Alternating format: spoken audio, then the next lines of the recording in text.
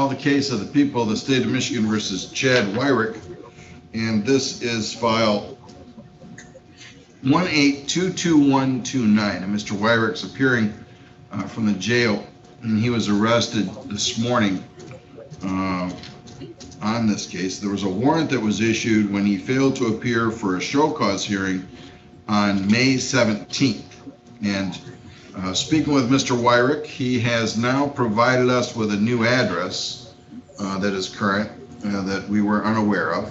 And he indicates that on May 17th, he was in jail. Is that correct, Mr. Wirick? Yes, sir. Okay. And you were in jail, you think, from May 15th to May 19th? Yes, sir.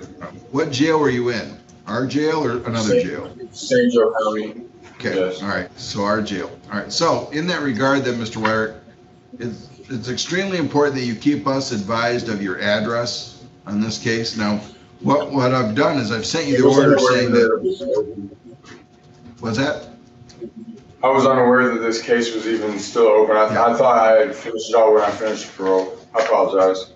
That's okay. So what I was going to say to you is that, and this isn't just for you, but this is for anybody watching. All right. So you said you had given your notice of your address to a different court, maybe district court. They knew where you were at. Well, none of our computers talk to each other because there's safeguards between them. So if you notify district court of an address, it doesn't necessarily change. It won't change our address. And if you notify Secretary of State of a new address, it won't change our address. Department of Corrections, you notify them, it won't change our address. So you have to notify each court that you have a case in that you have a new address. So what I've done is we faxed out there the order indicating that I'm not going to hold you in contempt of court if you were in jail.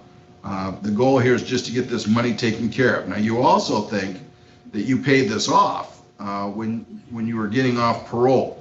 So what I've sent to you is the itemized statement showing all the payments on this case, and it still shows a balance of around $800 on this. And then what I asked you to do is come down to the clerk's office and review all your old cases that you have paid off over the last year or two and see if that, and with your records, and see if that corrects where the money went. Because you think money was paid, you closed out several cases. Yeah, you know, and then also you just realize, I mean, if you make a payment in district court on a case, which you were saying you had, that doesn't go to these cases. You know, this case is this case alone, okay?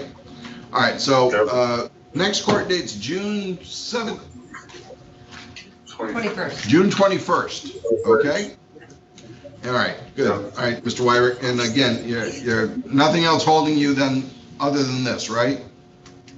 No, it shouldn't be. Okay, good. All right, that'll be the end of it then as far as today goes. Thank you.